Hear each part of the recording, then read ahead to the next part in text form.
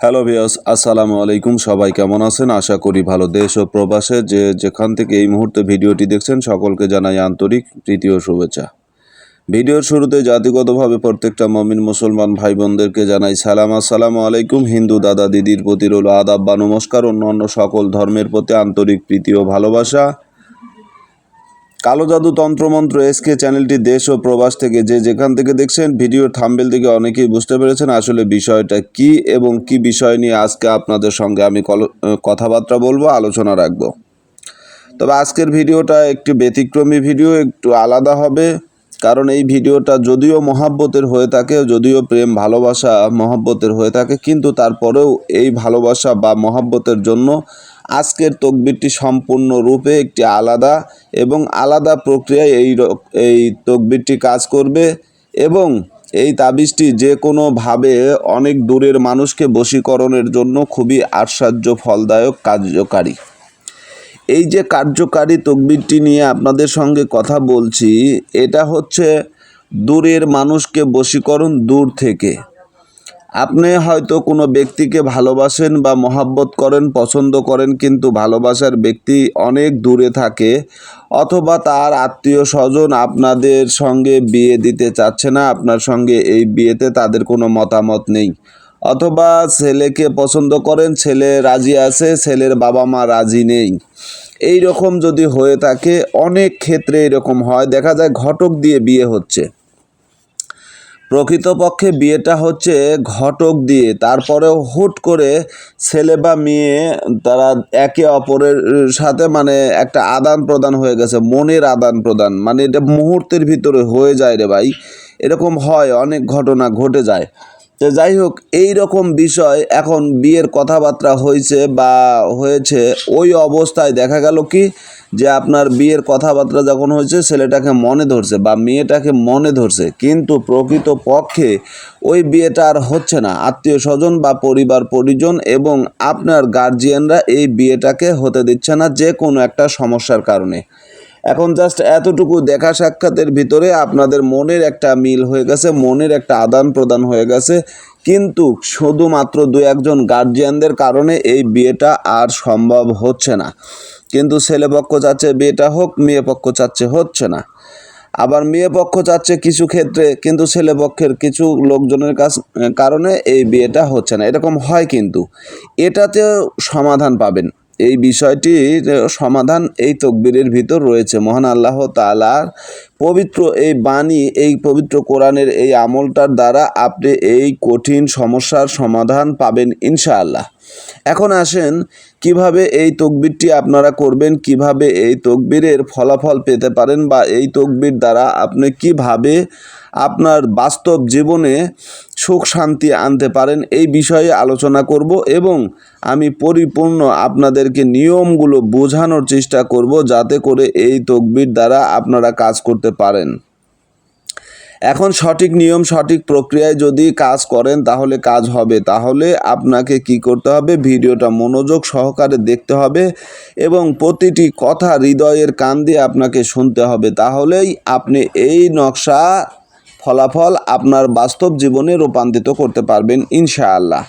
এখন আসেন আমি বিষয়বস্তুটা আপনাদেরকে বোঝানোর চেষ্টা করি। এই যে নকশার নিয়ম, এটা হচ্ছে নিয়ম, ঠিক আছে? এই যে বাংলা লেখা রয়েছে, এটা হচ্ছে এই নকশাটাকে কিভাবে অঙ্কন করবেন সেই নিয়মটা এখানে দেওয়া আছে। এখন আমি নিয়মটার কথা বলি, তারপরে এই নিয়মের পরিপ্রেক্ষিতে কিভাবে আপনাকে কাজ করতে হবে সে বিষয় নিয়েও আলোচনা করব। কোন ব্যক্তির উপরে এই নকশার প্রভাব খাটাবেন, কোন ব্যক্তিকে এই নকশা দিয়ে কাজ করবেন, এই নকশাটা আপনাকে অঙ্কন করতে হবে বুধবারে, ঠিক আছে? বুধবারের দিন ফজর নামাজের সময় যখন সূর্য উদয় হয়, তখন আপনাকে দুইটা নকশা অঙ্কন করতে হবে। এটা হচ্ছে নকশা। পরিপূর্ণ যে নকশাটার কথা বলতেছি, এই নকশাটাই আপনাকে অঙ্কন করতে হবে। অঙ্কন করার দিন সময় হচ্ছে বুধবার সূর্যোদয়ের সময়, অর্থাৎ ফজর নামাজের সময় আপনাকে এই নকশাটা, দুইটি নকশা অঙ্কন করতে হবে।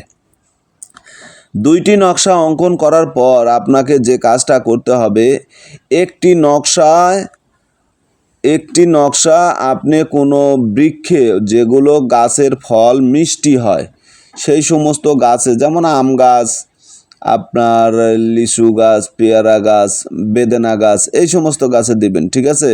বা ভালো বড়ই গাছ, যে বড়ই গাছের বড়ই খুবই সুন্দর সুস্বাদু, মগ ডালে বাঁধবেন, অর্থাৎ উঁচু জায়গায় বাঁধবেন। তাবিজটি এমনভাবে বাঁধবেন যেন তাবিজটি বাতাসে দুলতে থাকে, ঝুলতে থাকে। এমন অবস্থায় বেঁধে দিন। দেওয়ার পরে আপনি আরেকটি তাবিজ তামার মাদুলিতে ভরে নিজের হাতে, পুরুষ হলে ডান হাতে গলায়, মহিলা হলে বাম হাত গলায় ব্যবহার করতে পারবেন ইনশাআল্লাহ। এই নিয়মে যদি কাজ করেন তাহলে এমন কোনো শক্তি নেই যে আপনার কাছ থেকে এই সম্পর্কটাকে ভাঙতে পারে।